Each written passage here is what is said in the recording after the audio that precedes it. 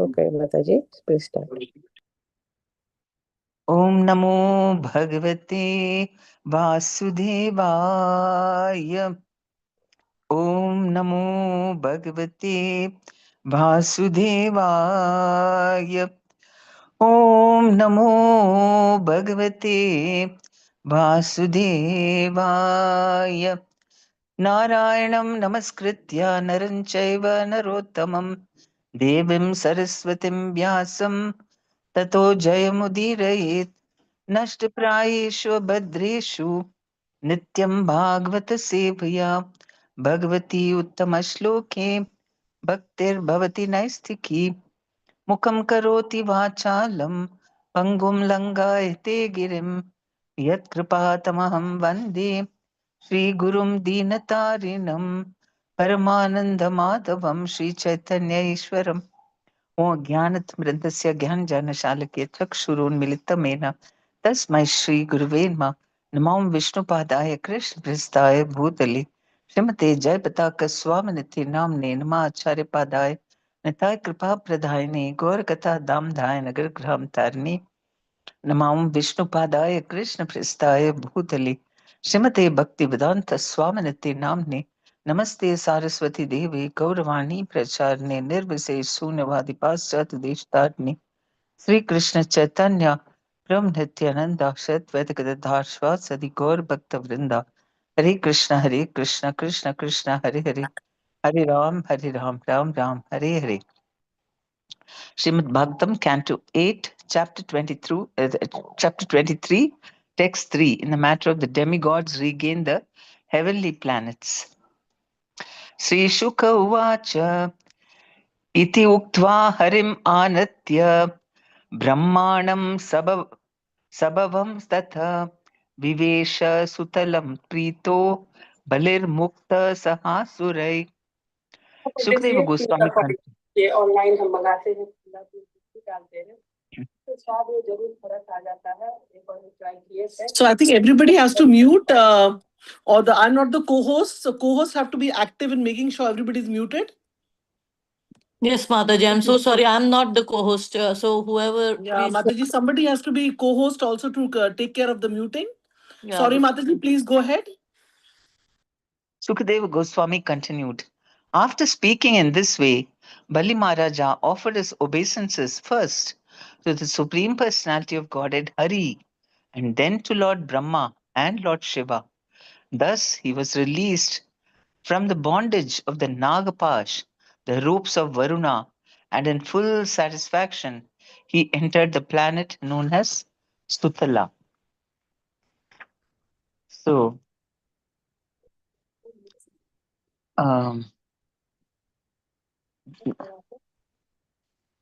we can see how much the Bali Maharaja truly loved the Supreme Personality of Godhead, and he could really understand very deeply the nature and intentions of the Lord. He completely trusted him that whatever the Lord did was for his own benefit always and for everybody's benefit also. Because the Lord can, he is equal to all. He says that in Bhagavad Gita, Samoham Sarva Bhuteshu Name Dveshti Na Priyaha. So nobody is, I don't hate anyone, I'm not partial to anyone. Samoham Sarva Bhuteshu. So I'm equal to all. But ye bhajantu me bhaktya mahite tepi aham, mahite tepi chapyaham. So, but one who renders devotional service to me, then he is in me and I'm in him, and that becomes, nobody can touch. That relationship is topmost. But normally in the material world, Krishna is equal to all. Even between asuras and devatas, he is equal. So, how is that possible? Because devatas are favorable to the Lord, and they are obedient to the Lord's instructions, they worship him. And here the asuras are exactly opposite, they are against him.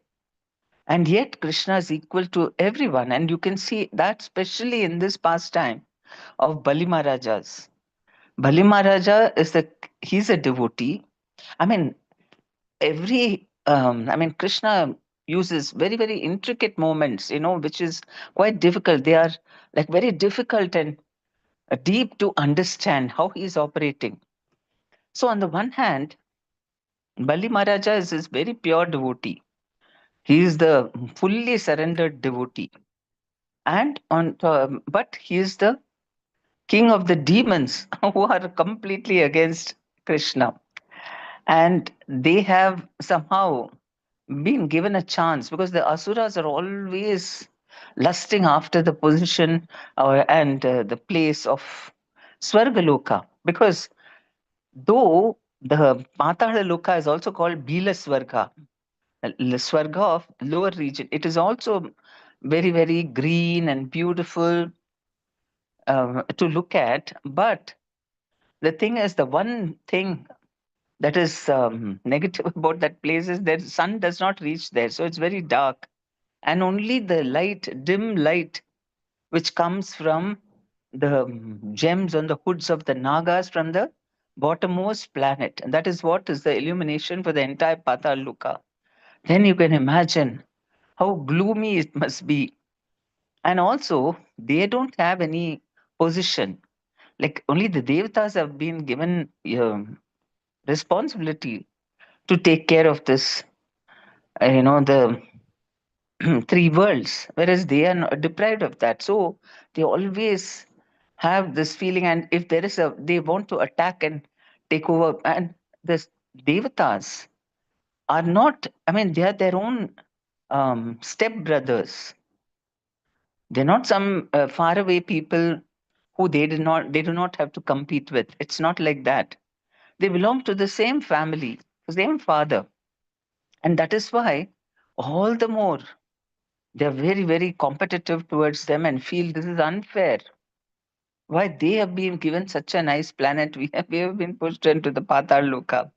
But it is nothing to do with the family. It is to do with their mentality. Though mothers are different, but even their mother, Diti, she is a devotee.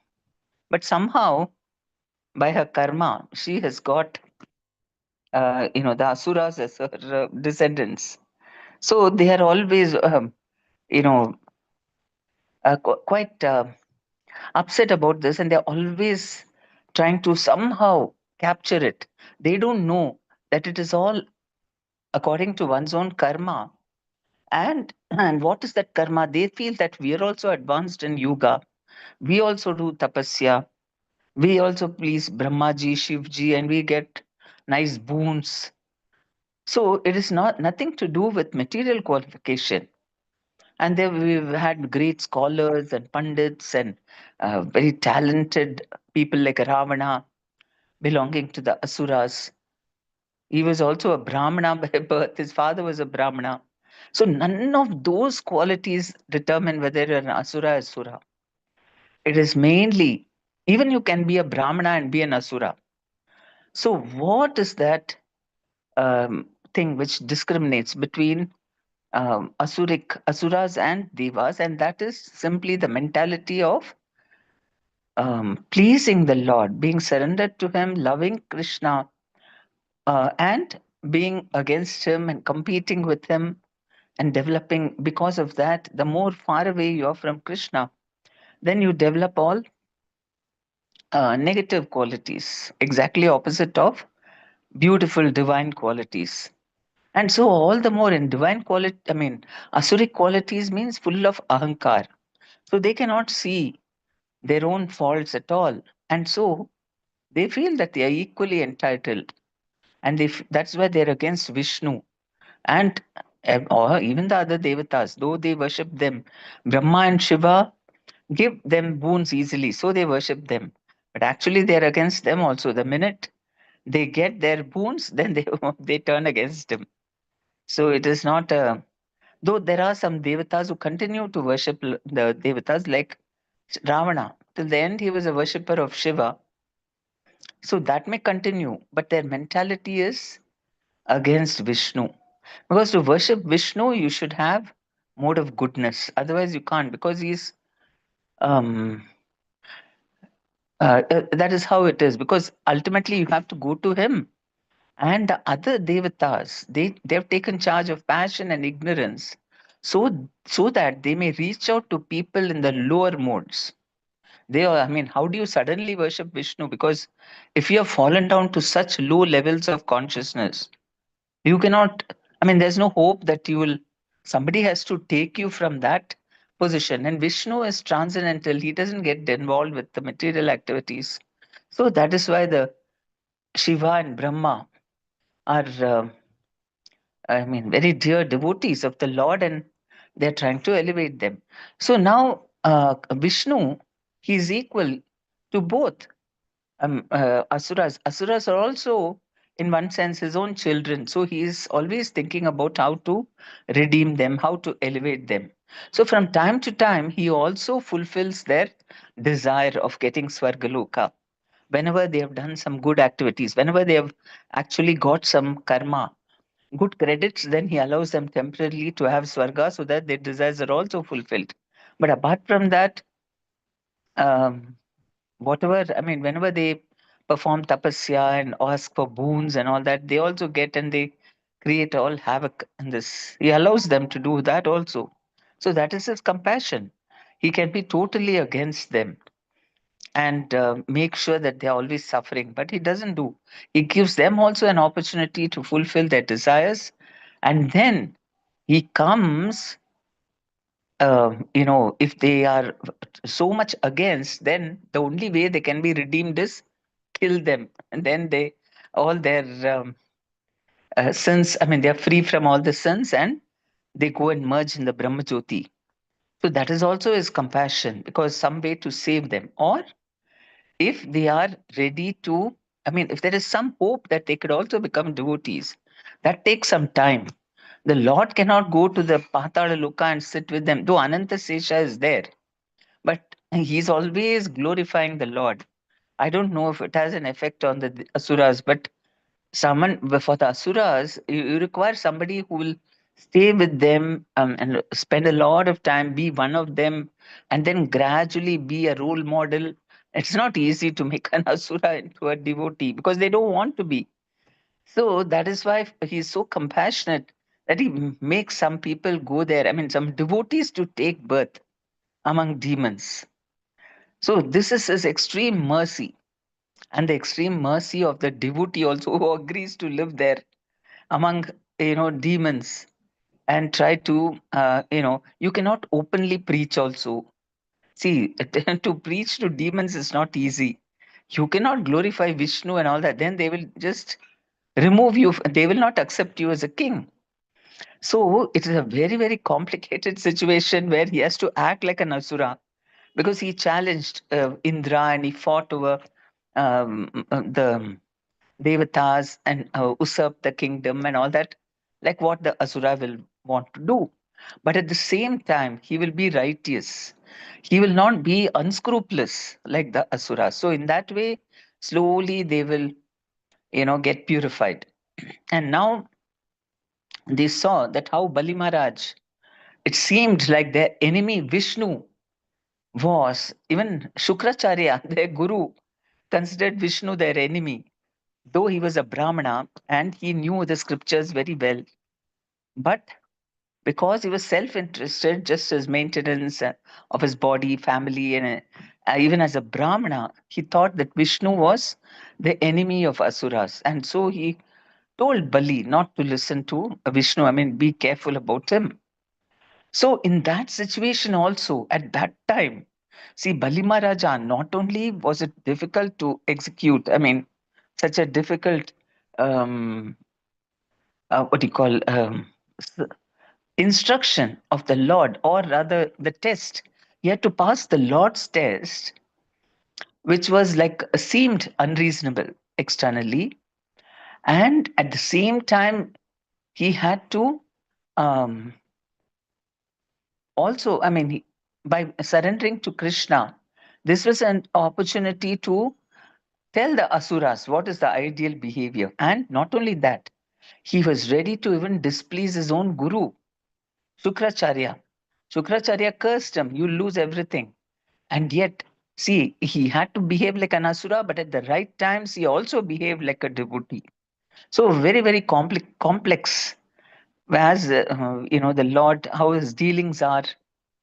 But ultimately, the essence of everything is the Lord extreme mercy and kindness towards everybody, even the asuras. And here, so now Bali Maharaja offered his oblations first to the, obeisances first to the Supreme Personality of Godhead Hari, and then to Lord Brahma and Lord Shiva. Thus, he was released from the bondage of the Nagapash, and in full satisfaction, he entered the planet known as Sutala. So, what an exalted person he is! He's actually been deprived of this entire kingdom. He was shame. I mean, he was humiliated in front of everyone and thrown to the Patal Loka, and he was very satisfied. So, a devotee and the Lord's relationship is very sweet, and people outside cannot understand what's happening. A devotee is glorifying the Lord in all circumstances, and a non devotee or an ordinary person cannot understand what is this. How can he be happy when the Lord is giving him unhappiness, misery, problems? Like Kunti Devi, she has just endured a lifelong misery, and then at the end, when they got the kingdom and her children are safe, then she's telling Krishna, I don't mind going through. I mean, in fact, I want suffering so that at the we can call for you and you will be there. So the important thing is to have Krishna.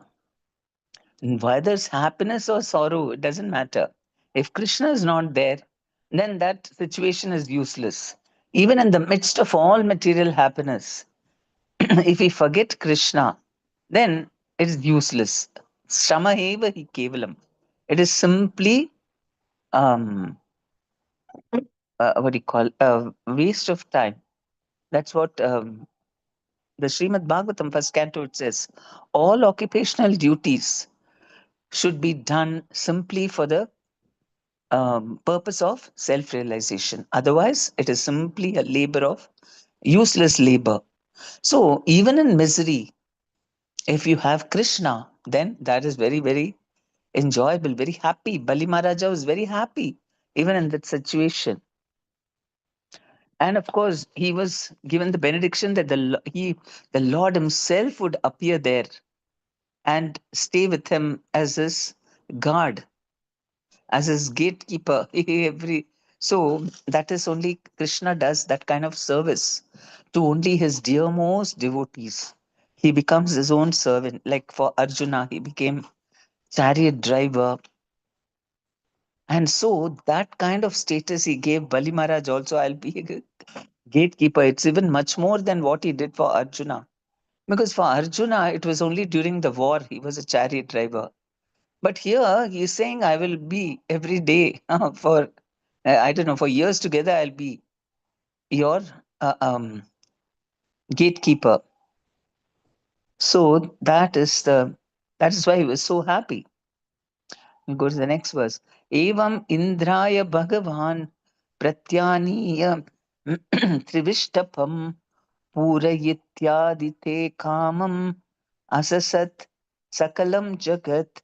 Thus, having delivered the proprietorship of the heavenly planets to Indra, and having fulfilled the desire of Aditi, mother of the demigods, the Supreme Personality of Godhead ruled the affairs of the universe. So it seems that he was actually partial to the Devatas. In one sense, he was, because he came, I mean, they are his devotees, and Aditi had requested the Lord to come and help the Devatas who had lost their kingdom. It was their rightful place. It was their place. They had earned it through their own karmas, and the Asuras um, I mean, it was not unrighteously done that. So she had prayed to him, and Vamanadev had come and fulfilled the desire of the mother Aditi, mother of the Devatas, and then the Supreme Personality of Godhead ruled the affairs of the universe. So he is still there. Vamanadev every Manvantara has got a presiding Vishnu deity, Manvantara Avatara. So with this Manvantara, in the current Manvantara, the presiding deity is Vamanadev. And Vamanadev is in the heavenly planets. Every day, Indradev, worships him. When he comes to the assembly, then Indradev worships him, and then only he starts this thing. And he's a brother also, younger brother of Indra, but he is the presiding devata. Um, so it's said that Supreme Personality of Godhead ruled the affairs of the universe. Labda prasadam nirmuktam pautram vamshadaram balim nishamya bhakti pravana prahrada idam abravit. When Prahlada Maharaj heard how Bali Maharaj, his grandson and descendant, had been released from bondage and had achieved the benediction of the Lord, he spoke as follows in a tone of greatly ecstatic devotion. So Bali Maharaja, it was already predicted that Prahlad Maharaj, he would have all wonderful devotees as his descendants. This is extraordinary in an Asura's family, because Prahlad Maharaj and his son was, I forget his name. He was also a devotee of Vishnu, and then his son now Bali Maharaj was also an extraordinary devotee of the Lord. And so Prahlad Maharaj was ecstatic. So this is super bonanza for the Asuras, and the 3 generations of pure devotees ruling over them. And after Bali Maharaja, his son was, what is his name? He was a Shiva devotee, and Bhanasura. Bhanasura was he was very, he fought against Krishna and all that. That happened. He had 1,000 Sahasra Bahu. And then Shiva had blessed him with 1,000 arms, powerful arms, and he could defeat anybody. And finally, only Krishna, he chopped off all the arms, and he didn't kill him because he was a Shiva devotee. And Shiva had promised him that I will always be with you and protect you. If anybody fights with you, I'll be on his side. Just to respect Shiva, he did not take his life, but he chopped off all his arms. So, at 3 generations at least, Prahlad Maharaj, but they were all liberated. Krishna said that, Narsimhadev told him that your family, 7 generations after you, before you, so they will all be liberated. So Bhanasura also, he had to, I don't know finally who killed him, but anyway, he was going to be liberated. So Prahlad Maharaj was very proud about his grandson getting so much blessings and mercy from the Lord, and he spoke as follows in a tone of greatly ecstatic devotion. Sri Prarada Uvacha Nemam Virincho Labate Prasadam Na Shrir Na Sarva Kim Uthaparen Ye Yanno Suranam Asi Durgapalo Vishwabhivandyair Abhivanditangri. Prahlad Maharaj said, O Supreme Personality of Godhead, you are universally worshipped. Even Lord Brahma and Lord Shiva worship your lotus feet. Yet, although you're such a great personality, you have kindly promised to protect us, the demons. I think that such kindness has never been achieved even by Lord Brahma, Lord Shiva, or the goddess of fortune Lakshmi. What to speak of other demigods or common people? The word Durga Pala is significant. The word Durga means that which does not go very easily. Generally, Durga refers to a fort which one cannot very easily enter. Another meaning of Durga is difficulty. because the Supreme Personality of Godhead promised to protect Bali Maharaja and his associates from all dangers. He is addressed here as Durga Pala, the Lord who gives protection from all miserable conditions. So we can see that Bali Maharaja is in a very difficult position. He is a pure devotee and he is among the Asuras. And the Asuras, as you know, anybody uh, with that kind of mentality, like they are always envious of one another. Then it's quite dangerous. And if they know that he is a devotee of Vishnu and all that, so many people might feel threatened or envious of him. So they're always attacking each other and fighting and so on for power, position. Here in the earthly planet itself, we have so much of rivalry, political intrigues, and all to, due to ambition. But, and you can imagine how bad it must be in the Asura Loka, in the lower planetary system. So, all the more, a devotee needs protection. And so he said that don't worry, you be the ruling over the Sutala Loka, and I'm there to protect you. And that's why Prahlad Maharaj, he really knows the position of the Supreme Lord, how exalted he is. Actually, only if you forget how great Krishna is, that is when we can really think I am great and enjoy this material world. We can make ourselves the center of the universe and think I'm so great, I've done so many things. False ego. So that is why the forgetfulness has been inbuilt, programmed into our body, so that the false ego is there in the body. The machine has been, the body machine is made up of false ego, which, or contaminated consciousness also. Because of the false ego, the soul itself becomes contaminated in contaminated consciousness. And so we completely forget Krishna and think I am this body. Only then we can enjoy this material world. Then you don't understand how great God is. Then you can think how great I am. Only then, if you forget how great God is, then we are always with ourselves. And so anything we do, we can really give all credit for ourselves. At every moment, we can glorify ourselves. And we try to glorify ourselves to others also. See, I've done this, I'm this, I'm that.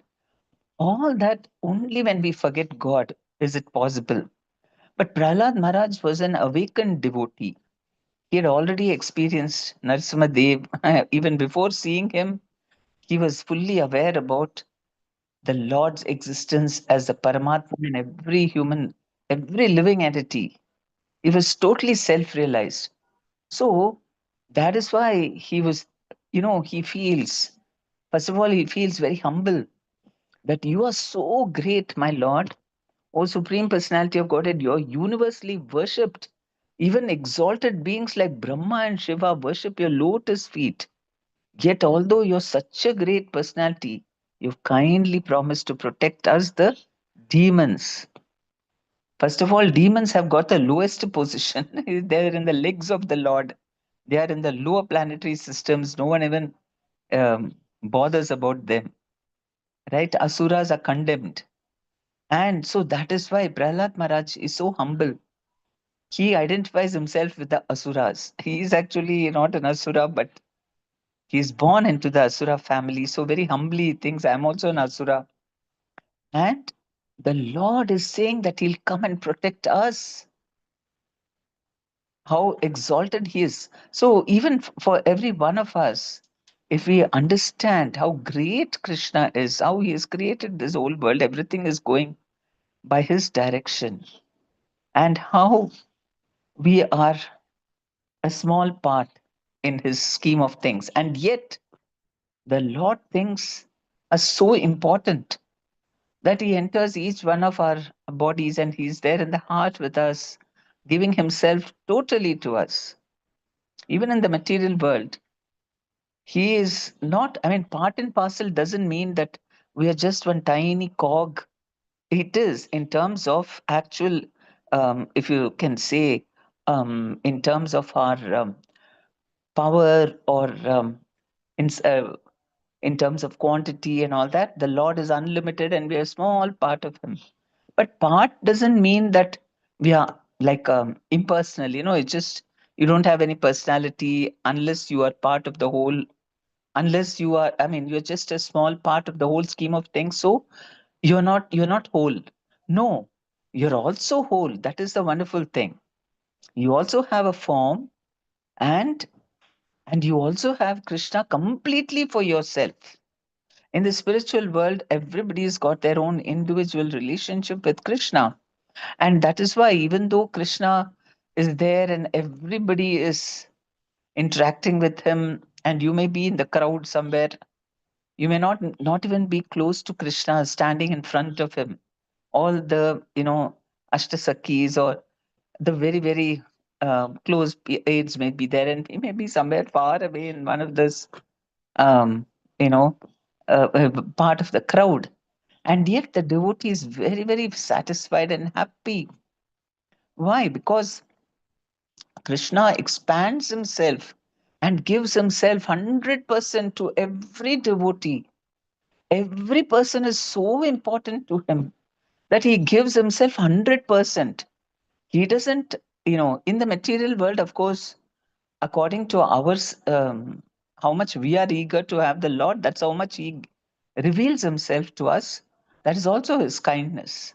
He doesn't impose Himself on us. Only when we are really fed up of being alone, no, Krishna, I really need you, and we cry to Him, then only He agrees to come. Until then, He leaves us, okay, you enjoy. But He doesn't abandon us either. He is seated by our side non-stop, always trying to reclaim us. Even in the heart of the Asura, that is the amazing thing.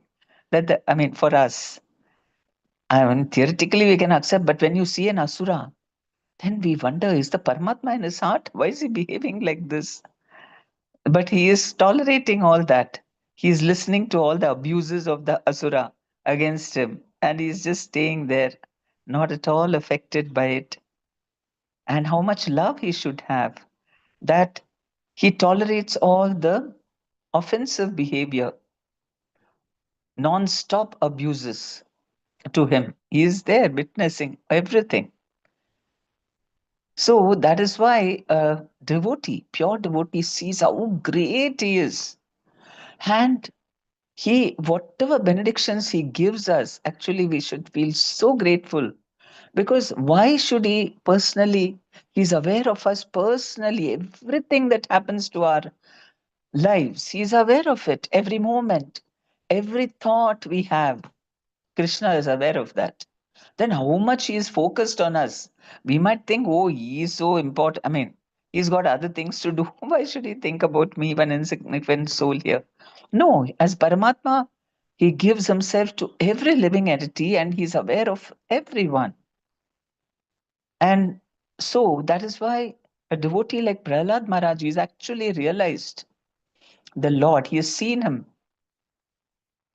And any bit of favor, he didn't feel that, oh, Bali Maharaja has been, cheated by Vishnu, and why did he do like this?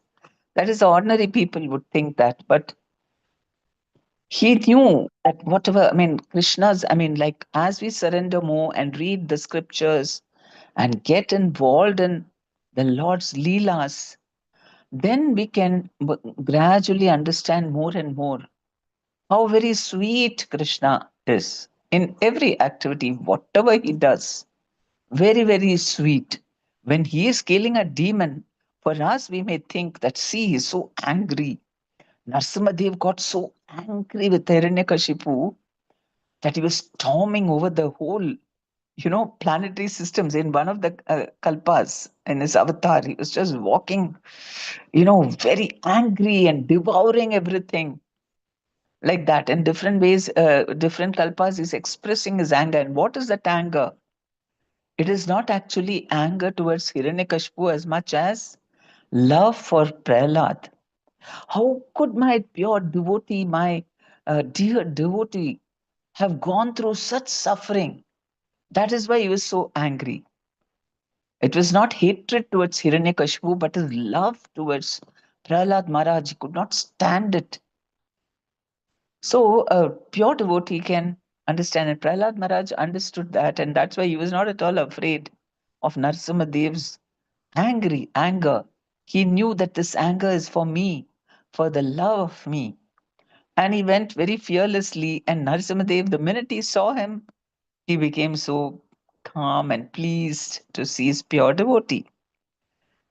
So these are some of the very, very sweet moments of the Lord is expressing his attitude of love. And here, Prahlad Maharaj, he's saying, I think that such kindness has never been achieved even by Lord Brahma, Lord Shiva, or goddess of fortune Lakshmi. What to speak of other demigods or common people? That the Lord becomes your guard. Nobody else has had that benediction.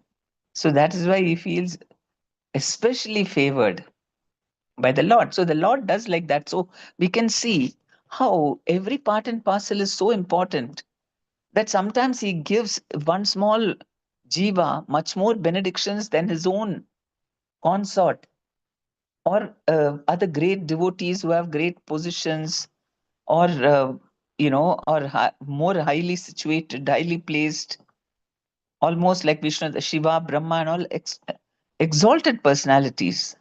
But devotion is what captures the Lord's heart. And for any devotee willing to express love for the Lord, accept everything about the Lord, and ready to um, eh, ready to do everything the way the Lord wants, then the Lord is completely captured by the devotee. The Lord is ready to serve the devotee. He feels obligated, or he feels so much grateful to his devotee that he is ready to do anything for the devotee.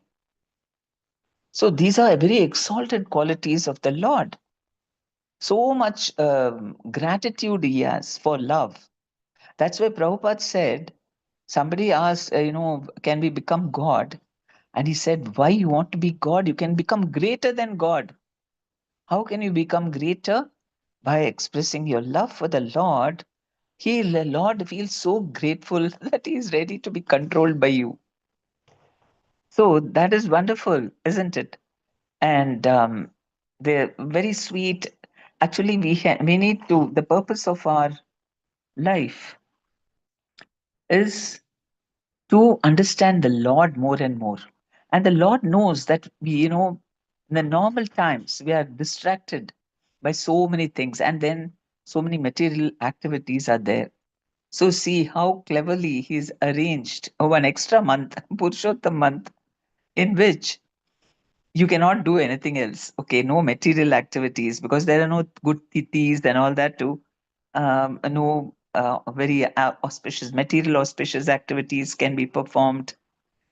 And so only thing, he has also made it that any spiritual activity you do, which is to attain me, then 1,000 times I will amplify it so that you can progress very quickly in this Purushottam month.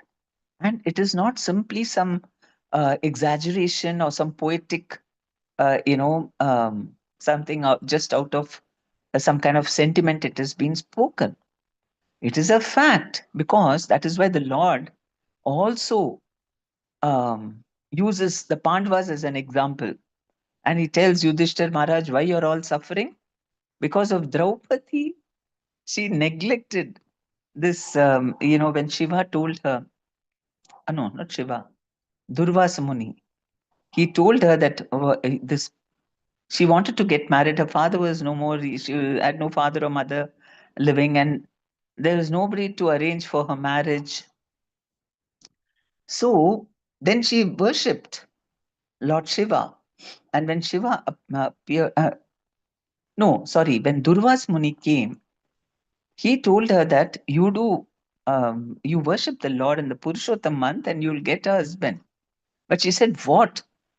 This is Malmas. It was not, she didn't know it as Purushottam month. She saw it Adhik Mas. Adhik Mas is considered a very bad month. Why are you asking me to do that? And because she said that's Durvasa Muni, he wanted to curse her, but because she was the daughter of his friend, he said that nothing good will come out and he just went away. And she worshipped Lord Shiva. And then, of course, Shiva, when he appeared, she said 5 times in great eagerness, I want a husband, I want a husband, I want a husband. 5 times she repeated. So Shiva said, Tathastu, and you'll get 5 husbands. So that is one thing.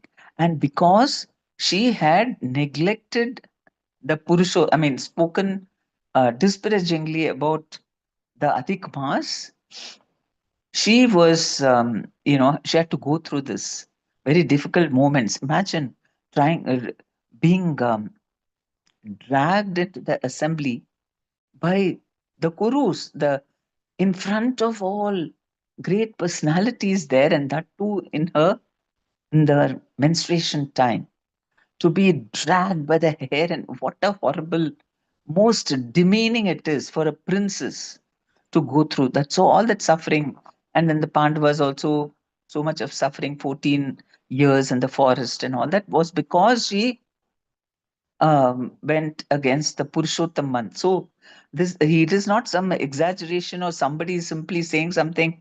Krishna is telling this month is so very important. And we can see how, and also another one is Nahusha, was the son-in-law of Shiva. When Indradev had done some this, I mean, he had did something very abominable, and so he had to go and do tapasya for some time. There was no ruler at that time of Swargaloka, and they were looking around for some people who could be a temporary substitute for him. And they didn't find, or somebody who had did 80 Ashwamedha Yajnas, 90, something not fully qualified yet, even we can take. But then they found Nahusha, whose qualification was that he had uh, kept a vow of the Purushottam month. So he got over everybody else the opportunity to be Indra. So, like that. So, all these things are given in the Purana so that we develop a faith that how important is Purushottam month. And not only that, we get inspired by how this Purushottam month or this Adhik Mas, she she was rejected by everyone. And even the other months were, I mean, what do you call it? They were insulting her and saying that you are just mull or your excretion, just like something extra from the body is removed. So you're like that because you're an extra. Nobody wants you. So this kind of talks. And she was rejected by the whole everyone. And when she went to Vishnu and then he took her to Krishna, and Krishna said, okay, everyone has rejected you, no problem. You've come to me. I will marry you and you will get my name. In marriage, then the wife gets the husband's name. So your month only becomes Purushottama month. And you, because of that, you get all spiritual powers, much more than anybody else. So she became so powerful. So that's another lesson we learn in this month. Very inspiring that even if the world has rejected us or we are lost so many things, we feel very dissatisfied at that time. There is always Krishna. I mean, or not, that is the goal, that is the destination of our life. And so if we take shelter of him, then Krishna can redeem us and give us much more than anything else. So that is actually a blessing, great blessing in disguise. So Purushottama month increases our love for Krishna by following. Very nice that you are reciting all those mantras and chanting also. You get 1,000 times the benefit. So we have to take extra, care to chant more rounds. That is our tapasya. For 1,000 times every name we take. So that also, and you can also recite the Namashtakam, which is glorifying the holy name of the Lord. He's a person. The Lord in his audible form, sound form. The Rupa of Krishna we see with our eyes, and with our ears we hear his audible form. And Namashtakam written by Rupa Goswami is wonderful, glorifying the holy name and begging him to give us a taste for the names of the Lord, and glorifying the holy name, how he's so very kind even to people who even negligently recite his words, or um, accidentally recite. Even then he takes away all their miseries. So like that is a wonderful thing. Namashtakam, only 8 verses. That also you can read, because then you can appreciate. And in the 80s, in a lecture I came across, His Holiness Jeptak Swami is saying that we commit offenses to the holy name. So you can chant this Namashtakam and overcome that. So you can also hear the Namashtakam, which is available. In sound form, you can hear it. Then it's easy while you're traveling, or you can fit it somehow. If you have to read, then sometimes you don't have time to sit and read, but you can always hear. So Namashtakam is also wonderful to increase our love for the chanting the holy name. For us, ultimately, the highest tapasya for this age, yajna for this age is holy name. Harir Nama, Harir Nama, Harir Namaiva Kevalam. Kalo Nastyava, Nastyava, Nastyava Gatiranyata. So chanting, getting up early in the morning, and all that, Mangala, all the regular things we normally do, but if we make sure that we don't miss anything, because everything gives us unlimited results. So Krishna wants to give us opportunity to increase, or so that quickly we can achieve him. So that is how reciprocative he is. He's all the time wishing well and wanting to pull us out, but we are attached to this. We are not ready to give up. So he's still very patiently watching over us. So how much love you should have?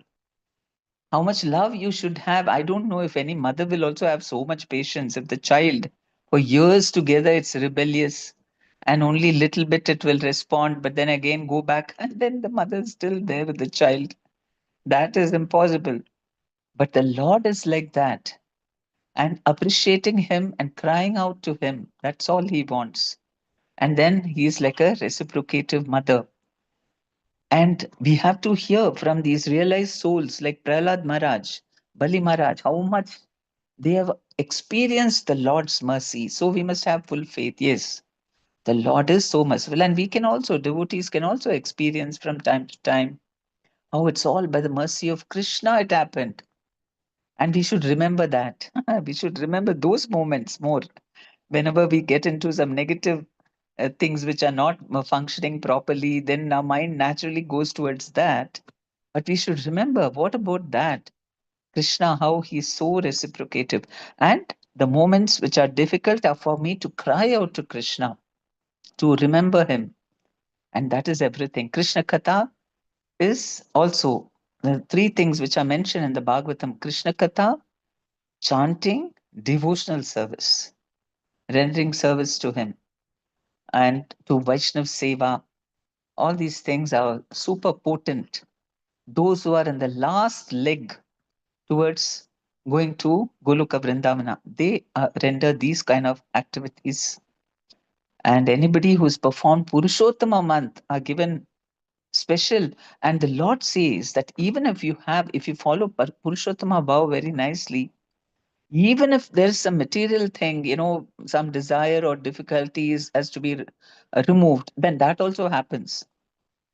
But we should not do Purushottam month in order to remove that material difficulty. If we do to come closer to Krishna, to increase our love for him, then those things also get included in that. Okay, I will stop now here. Hare Krishna, any questions or comments? Hare Krishna Mataji, Dandavat Pranam. Thank you for the amazing class.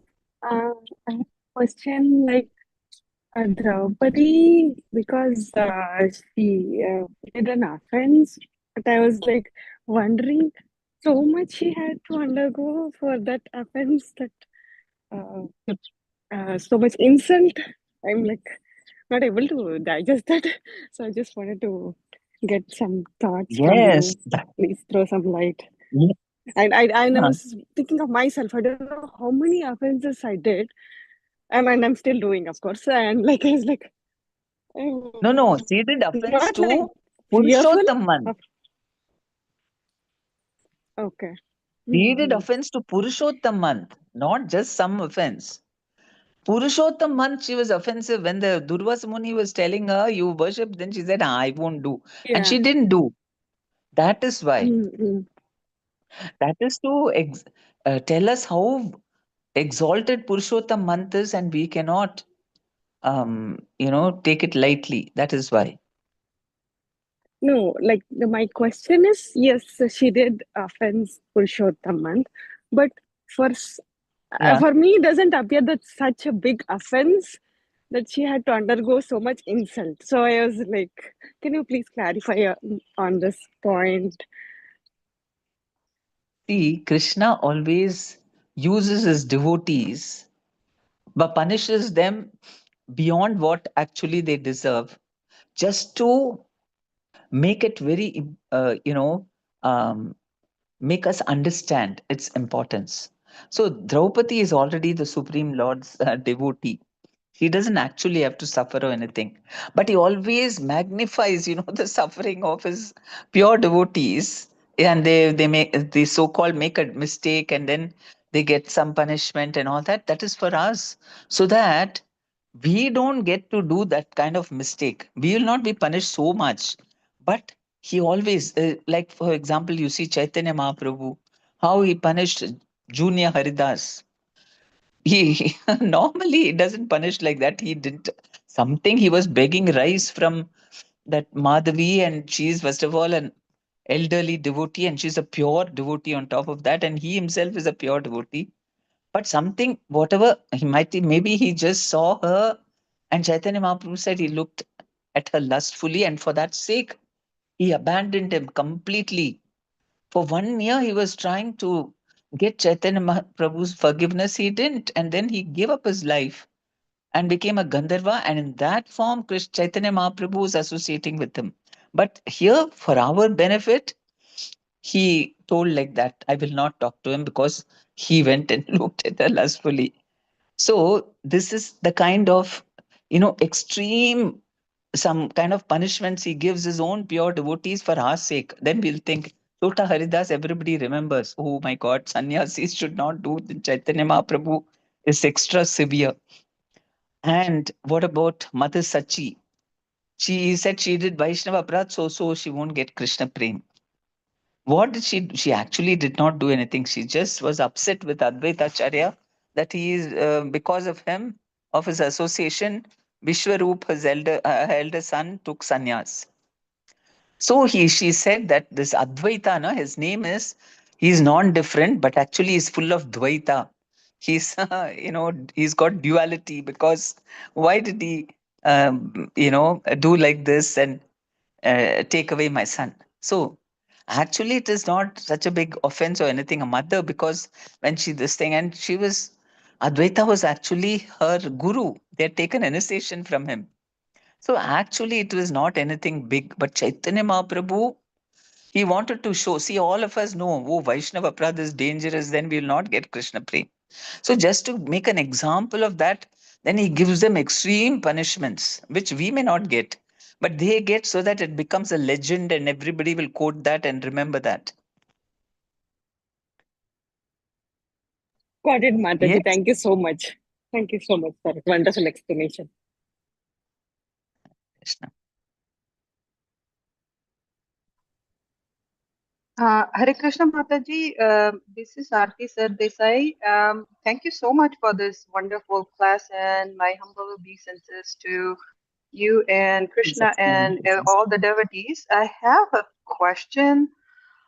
So when you said, right, I mean, which is true, that you should not give yourself the importance, like it is not you who is doing it. It's, I mean, it always comes from Krishna. So I have a question regarding that. Like, if you observe, like sometimes you know by intuition, and sometimes things are very factual, that you see something somebody is doing very wrong or incorrectly, um, but something else is in their own benefit, and which is also which should be done, and it's sometimes a fact. A lot of people are telling the person, you're telling the person, and sometimes you get this intuition. I always call it like, oh, God told me, that this is how it should be. So, but in the normal world, if we say that, especially to a non-believer in Krishna, or non-believer in God, that, okay, God is telling you this is the fact, but people are sometimes very stubborn. How do you try to engage the person, saying that, okay, you don't believe in me, I'm not telling him, I'm aside, it's God who is telling you this. And I don't want to put me in it, because I know ultimately it's not me, it's Krishna and godly things that are that sometimes it's just sheer facts. So how do we keep ourselves aside, um, in the normal world? It's not me, it's the God, just do it, and how do you go about doing it? Because people will say in the normal world, oh, you're crazy, you're always putting Krishna, and you're putting saying that God says this, God says that. So what do you See, have? Yeah, I want to hear your take on it. Thank you so much. okay. See, the thing is, it's also an offense. One of the holy name offenses is seventh offense. Don't to instruct the sorry, not the seventh, the ninth offense is to instruct the faithless in the glories of the holy name, or glories of Krishna also. We do not tell too much to them, because the whole point is, in this world, everybody is envious of Krishna. That's why we've come here. The main, the whole, this world is divided into two types of people. There, Krishna also tells in the 16th chapter, there are two types of people in this world, the godly and the demoniac. So there are, okay, not ordinary people are not demoniac, though it's out of ignorance. They may, if they come across Krishna consciousness, slowly they will accept. So we have to only give that much which they will take. So what will they take? They will only take what is, see, they are mainly thinking about their own self-interest, something. I'm not happy, or things are not working for me, or I'm depressed, or something like this. So we only tell, okay, this chanting, it's given in the Shastras, that if you chant, if you take this name, mantra, the Trayate, it liberates the mind. So you can control your mind. These sort of things only you can tell them. That is okay, they will accept. It's about to do with them, about themselves. Something which will relieve them from some difficulty, and in an impersonal way. Mantra, you just say, chant mantra will do something for you, they will accept it. It's impersonal. We are not telling it is the Supreme Lord who's doing all this, and then there is no difference between the holy name and the Lord and all that. If you tell, then they will commit offenses, and they may not be, they may say, oh, you're exaggerating and all that. That's why we should tell very less. Something related to their own problem, like mind control, or I'm very depressed, or why are bad things happening, something like that. Then you just tell enough. Okay, this month, for example, in Purushottam month or special months, or you say what the scriptures say, you do this particular worship or this particular mantra, and it will help you to overcome that. Only that much, or you get peace of mind. You try this, don't take my word. You chant or you hear Prabhupada's names, Prabhupada chanting the names. Just try for a week. Don't take my word, it's experiment. You experiment it and see if you're feeling peaceful and happy, like that. So only as much as they can take, you should give. Thank you so much for the answer. However, I once heard from some other spiritual master that there is no point in even telling a person who is a non-believer that there is God, because it indirectly it's going to be an insult to God, because they don't feel that there is God existing. So even if we tell them, okay, the mantra is going to help, which we all know it makes a difference if, within a day. So, but how do we tell, like, especially, is it, I mean, is it, Yeah, we avoid. yeah, See, a Madhyamadhikari, the uh, definition of a preacher is he believes in the Supreme Personality of Godhead, then mhm. he is respectful to Vaishnavas and he gives compassion to the um, common people and he avoids the atheistic people. So if somebody you tell a lot and you think, I mean, you just tell them and then you tried and then they rejected whatever you say and they're actually offending the Lord, then you keep quiet. Don't. Maybe just give them prasad. That's all. Okay, thank you You so have to much, avoid. Mataji. Yes, yes. Yep, thank you so much. And really appreciate your class. Thank you. Thank you so much, Hare Krishna. Hare Krishna Mataji, Dandavat Pranam. I love the point that at the end you said that give them prasad. Instead of saying anything, just give the prasad. It Uh-huh. automatically slowly changes everything, changes the consciousness. Lovely point, Yes. Mataji. Thank you so much. Mhm.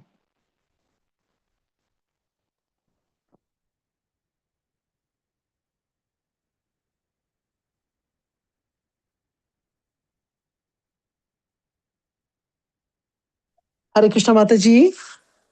Hare Krishna. Madam Yes. Madam Pranam, all Guru Guru Maharaj. Thank you, Mataji, for the wonderful class.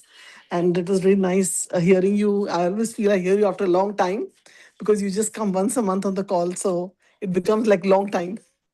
But I had missed yesterday's class. Somehow I got busy, and Mm. it was mentioned about some that like I was reading those verses before your class started just to get a recap, and it is Uh-huh. like he was not able to Bali Maharaj was not able to bow down, actual to the Supreme Personality of Godhead uh, uh, immediately because his he was living in an environment where the demons were there and things like that, but the Lord could understand that he wants to bow down but he's not because of the time place circumstances he's in. And then I think it Mm. mentions at the end that he's bhavagrahi. So I used to just sometimes wonder that so many times we have heard this word bhavagrahi, Krishna's bhavagrahi, na? So, Mm. but in the scripture, when it came today, na, it gave more faith to me. And Mm. unfortunately, I missed yesterday's class, but that, yes, like if something we want to do and we cannot actually do, and like we're Mm. sitting, say, in a crowd and we just, like thinking of Krishna and like, some story we are thinking like that, like, or his pastimes we are thinking about, or his chanting man mein, inside our the holy name, then Krishna is Mm. acknowledging that. So just like here, we are, Bhagavatam builds so much of faith in oneself because when we keep hearing, oh, Krishna Bhavagrahi, so it's like, okay. So then we just think it as one of the qualities of Krishna. But here, actually, he was very happy that, he was wanting to bow down, but he was not. So I just wanted to mention that point. And you have something to share on this, Mataji, like any other person who has done like that, and Krishna has acknowledged, and he was not able to just in the mind. Mm. Mm. Uh, I mean, many times, like, for example, what's that? And the gopis themselves, how much they love Krishna, but in front of everyone, they cannot express, na? They have Hmm. sidelong glances to Krishna. And so Krishna knows their hearts. and they are not supposed to even exhibit, like, because they are married, and Krishna is supposed to be another um, outsider kind of thing. So those situations are also there. And I mean, the material world, I mean, someone who's um, having some position in the material world, um, many times, see, when they're dealing with asuras and all that, they have to, they are part of that Leela, like Narada Muni. Also, I mean, so many Leelas, it happens that when they're dealing with the asuras, they have to go along with Krishna's plan, so in order to win them over or something. So it is, also Prabhupada says that you should not exhibit too much what you're experiencing in the heart. Suppose in everybody, in their families, right? The families, if you keep, if the which are not favorable, and there's one devotee there, and he may not be able to do everything like he wants to do, isn't it? But in the heart, Yes. you can offer manmana bhava mad bhakto, he says. Manmana, Mm. think about me. So thinking about him itself is a big service. Or you just, even if you're offering, there is another pastime which is mentioned in Nectar of Devotion about a Brahmana. He wanted to serve Krishna nicely, make opulent offerings and all that, but he was very poor. So in his mind, he thought that I'm getting a huge pot made of gold, and in that I'm making sweet rice and offering it to Krishna, making very nice, cooking lot of things and offering it to Krishna. Every day he was doing that. And one day he was thinking in his mind that let me check if the a sweet rice is hot enough, I mean, or cool enough. And then he got burnt, and then he woke up from his meditation because it actually got burnt. So it is in the mental level also, it is true. It is another level, it's another platform. See, this is just a gross manifestation, but mind also is subtle. And in the subtle body also, you can serve Krishna. And I know you're asking for some pastime in which they were shy and they cannot express. Um, um, Oh, thank you, Mataji, for this. And I also remember this Kheer Wala episode, that mm, Krishna took the offering because it was in the mind only. Because sometimes we are in a situation where, just like it is so convenient to remember Krishna by chanting, mm, similarly, we can be in any situation and, we can kind of just think that, oh, Krishna, I want to bow down to you or something. So, Mataji, one question comes to me when you talked about the gopis. Like, for example, in mm, one's life, see, if we have a husband, we have brother, a lot of male relationships are there, father, right, cousin, brothers. So yeah. if suppose you don't feel that the relationship, like for example the gopis, right, so they were married and they went to Krishna, and so in the sense that uh, they went to Krishna only. They didn't go to another male person. So if when we say that, suppose we are not able to express our feelings towards our husband, the way life is going, and we express it to Krishna, then it is okay. Even if we are married, suppose we have some loving feelings inside or whatever. Like for Mm, example, what I meant to say is like, some of the gopis, or I don't know who it was, they were wanting to marry Krishna. So that's why I heard that Krishna had taken their clothes away, because the Bhagavatam yeah. said that you can only be naked in front of your husband, take out your clothes, or no one else, right? That's not considered Mm, right. So that's why Krishna was like, is in everyone's heart. So he took their mm, clothes away, but people misinterpret it in different ways. So yeah. basically, if that gopi is thinking of Krishna as a husband, I don't know whether she's Mm, married or not. So then Krishna is fulfilling their desire. So with Krishna, it is okay.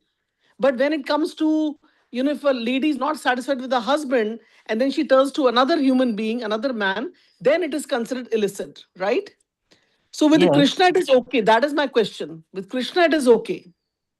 We Because can with think of Krishna, Krishna as a husband, as our paramour or whatever, right? see, that is spiritual relationship. It is not like, okay, you want to enjoy with the husband and you are frustrated. Okay, initially you may, yes, definitely you must turn to Krishna only, not any other human being, because Hmm. only Krishna can satisfy and fulfill. But while we get purified, we will understand that it is not like material relationship, just like Kubja. Kubja Yes. she had a different kind of, like a material kind of understanding about the relationship, romantic relationship with Krishna. She wanted to Hmm. enjoy with him, but actually, then Krishna agreed to go to her house, and when she was putting his feet on her chest, and then it purified her, and then she understood, her heart became cleansed, and she understood that actually I have to serve Krishna. That is totally different. Just like the gopis, they are not enjoying Krishna, they are giving pleasure to Krishna, completely surrendered. They are ready to go even to hell if it will somehow benefit Krishna. So they are totally selfless. They're not at all thinking about themselves at all. In fact, they're just thinking about Krishna should be happy. So that is very, very exalted. It's not like ordinary love. But even then, if somebody takes, but you should not do sahajya type, like, okay, now Krishna is my husband. So, yesterday I heard somewhere that one girl, one lady, she said Krishna, she got Laddu Gopal to her house and she said, Krishna is my husband. And she actually did, she tied something to him and tied it to her sari and went round 7 times around him. And Yeah. then, and even had a first night with him and all. That is all too much. That is in a very materialistic way. That is not the way. You can take shelter of him and tell all your this thing. And you can also, I mean, maybe you like Krishna. I mean, you think of him in that way. You're attracted by him, and you have that. But it is different. That also we should not be sahajya and think that it is the same as material relationship. No, it is in terms of surrender to him and seva, complete surrender, always thinking of him, how to make him happy. Maybe you like Radha Krishna pastimes, or in that, whatever in the 10th canto, okay, you can read that, but beyond that, no. Because until our mind gets purified, we cannot understand the Madhurya pastimes. It is not like material relationship at all. So, yes, he is the husband of all, Yes, but yes. it is in a different way. Yes, yes, yes. So any thought which, like the perfect example you gave of Kubja, I understood from that. She had a lusty desire towards Krishna, but then Mhm, he, then later on, and she lost her, she became beautiful. And then mhm, she didn't have that desire, like similar to Dhruv Maharaj also. He wanted like not lusty desire, but so much of opulence more than his father. But when mhm. he got in touch with Krishna, then it became so all these personalities have actually, when they have seen Krishna, they have become like they see that he's so beautiful, all those six opulences are there, and then they want to serve immediately. So the thing is, we don't, Yeah. yeah, so we're not in that position. Sometimes these questions come in one's mind, but yeah, definitely there's so much to Mhm, learn from these pastimes that why not directly, just like we directly take remember Krishna, the holy name, why not directly just believe and serve Krishna, Krishna's devotees and other things. So that way then other desires don't come in one's mind where we feel some lackage in the relationship we are in. So we should actually, because mhm, with this, I remember Mataji one time, one Mataji was saying that, my husband is like this and that. So Prabhupada said, it's okay, like good, you're not attached to the husband because then, you get attached to Krishna. And mhm. with Prabhupada himself, he Yeah. was, when having a situation with his wife, that, they were, then the father said, no, no, you continue like this only.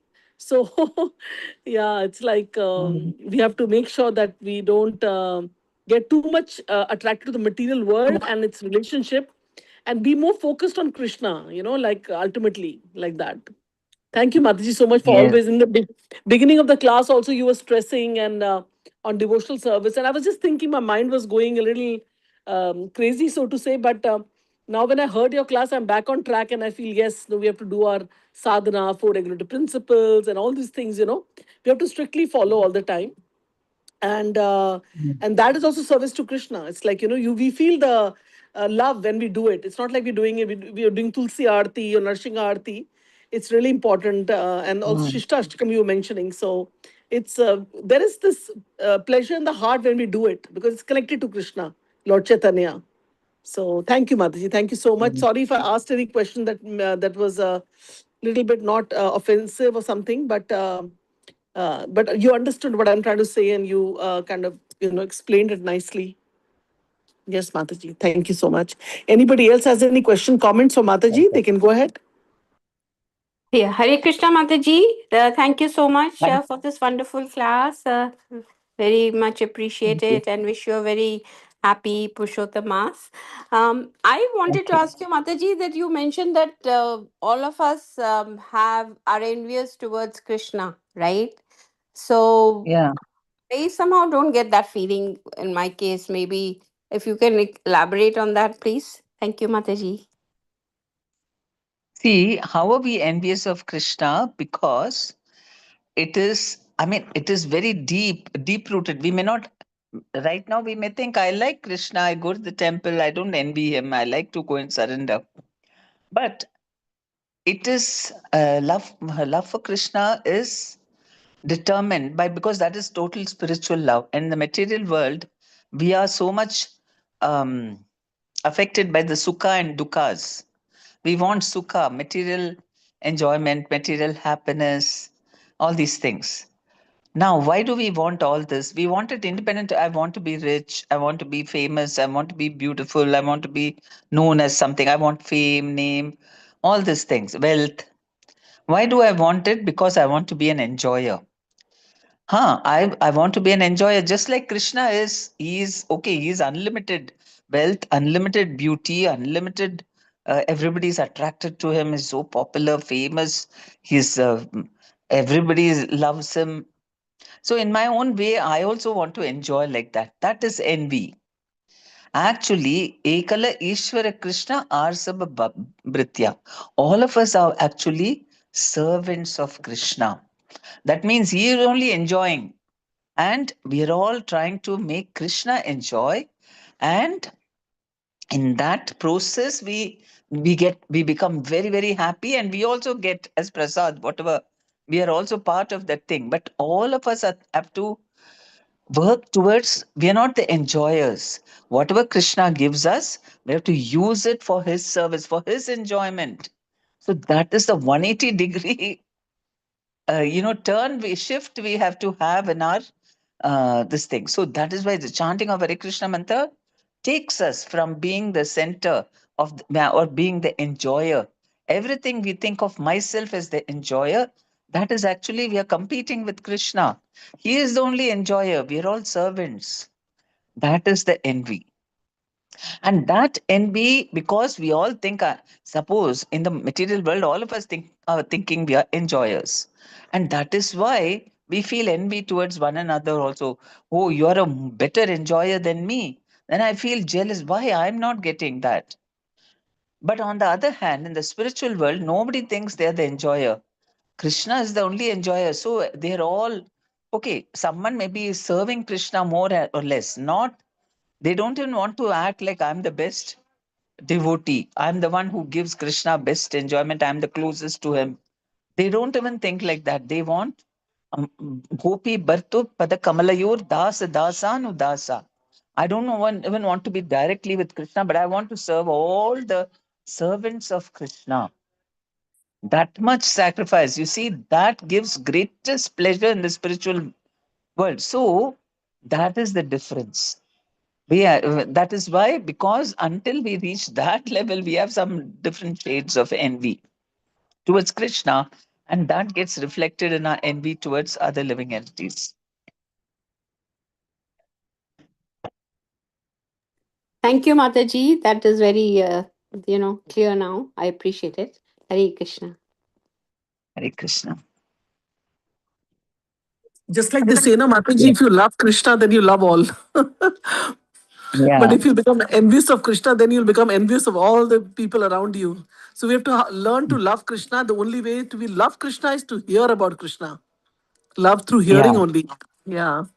So we cannot see Correct. Krishna. Yeah. Thank you, Mataji. Hear about Krishna Katha, Nama, Yeah. chanting holy names, and serving Vaishnavas. Very important. And preaching. Compassion also, showing Yes. Namaruchi and Jivadaya, and that is preaching and Vaishnav Seva Yes, and Mataji. Krishna Katha. Yeah. Okay. I'll stop here. Hare Krishna Mataji, Dandavat Pranam. Sorry to interrupt you. At the end, you were saying something regarding envy. At the end, I somehow lost, like, it was lost in thoughts. So, can you please repeat it, Mataji, if you don't mind? Just the last few sentences, like one or two sentences, I was completely lost in my thoughts. And those four So, things: Namaruchi, Jivadaya, Vaishnav Seva, not this Mataji. To Krishna other Katha. Mataji, what you are explaining about envy, right? So, Yeah, if we have to overcome envy towards Krishna, then automatically your envy towards others will go away, disappear. So that is where, if you focus on that, let me remove my envy towards Krishna, then automatically envy towards others. Envy is there until we fully, purely serve Krishna. It is envy is there right up to the heavenly planets also. There is envy, traces of envy, because until you're fully pure devotee, he doesn't want, he's always thinking of himself as a servant. So he has no desire for enjoyment. Then you don't envy anyone. So that is why. And so so we want to focus on developing love for Krishna. Then automatically you also love. The more we love Krishna, the less we'll feel envious of others, even in doing devotional service. Why are we doing devotional service? To make Krishna happy, not to make myself happy. If you think it is for my happiness, though we also become happy, that's part of it. If we make Krishna happy, we automatically become happy. But that's a different kind of happiness. Rather than mode of passion happiness is mixed. Mixed happiness. I do some service, then I want so many things with it. I want some results from it. I want people to acknowledge what I did. Then I want Krishna to bless me so that I will be happy. So many things. That is not pure devotional service. So we have to keep on, advancing. Krishna will take us through. We don't have to worry. We want to do pure devotional service. We keep doing all these things and gradually will become more and more purified. thank you so much, Mataji. Thank you. Hare Krishna Mataji. Okay, there is some chat. What's that? Hare Okay. Krishna Mataji, Dandavat Pranam. Do you have time for one last quick question, Mataji? Okay, very last question. Yes, tell me. So, Mataji, is it okay? Like, I do like some chanting while I'm doing the housework, cooking, cleaning. Is it okay if you're chanting that time besides the prescribed rounds also, Mataji? That was my question. You should. You should. It's wonderful. You must. Kirtaniya Sada Hari. Always we should be chanting. In Chaitanya Charitamrita, there's a pastime when Chaitanya Mahaprabhu is walking with all the devotees. Then in between, he'll say, okay, I'll go to attend nature's call. And, and then he'll come back and he'll say, oh, this tongue is very naughty. Even when I'm engaged in attending to the nature's call, it is vibrating Krishna's name. So then one small child, Gopal, he will say, that is not correct. Anytime you can chant Hare Krishna in any situation.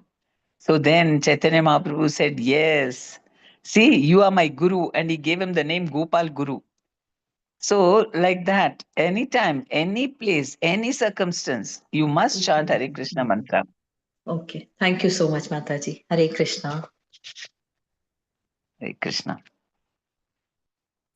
Yes, Okay. Mataji. But Mataji, I also hear that when we should not chant in the bathroom and not take a japa bag there. Japa Right? bag you don't take, but you can, with your mouth, you can chant.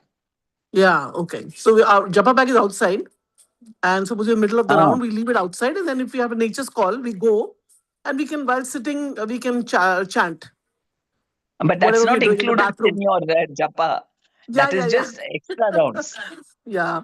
So the why they say not take japa bag in the bathroom is because it's not a clean place, right? That's the reason. Yes, we want to keep all Krishna's things in clean places only.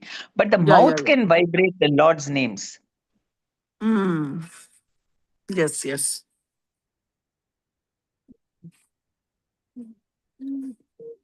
Yeah. Thank you, Mataji. Anybody else has Thank any you very last much. minute question, comment? Mataji has to go. She said 2-3 times. So I think we'll offer our prayers now, but we don't want to let go of Mataji. We're giving so many questions to Mataji. Somehow, sometimes, we ask questions, so, the speaker doesn't, we don't leave the devotee. At least I do that sometimes. So, but it's just for little bit more association. But we let you go, Mataji. Thank you so much. Vancha kalpatrubhascha, kripa sindhu evacha, patitanam pavanebhyo, Vaishnavebhyo, namo namo. Anand Koti Anantakoti Vaishnav Vaishnavrind ki ki jai. jai. Srila Shriman Prabhupada ki Prabhupada ki jai, jai. Srila Guruji ki jai, Hema Srimad Padmini Bhagavatam. Mata ji ki Jai. jai. Thank you, Purushottam Mataji. Mas Hare ki Krishna. Thank you, jai. Mataji. Hare Krishna. Hare Hari Krishna Hare Bol. Krishna. Mataji. Hari Hare Bol. For the Krishna. wonderful Hari Hari class. Bol. Bol. Hari Krishna Mataji Bol. Dandavat Pranam. Hari Bol. Dandavat pranam to everyone. Thank you all very much. Hare Krishna. Hare Krishna.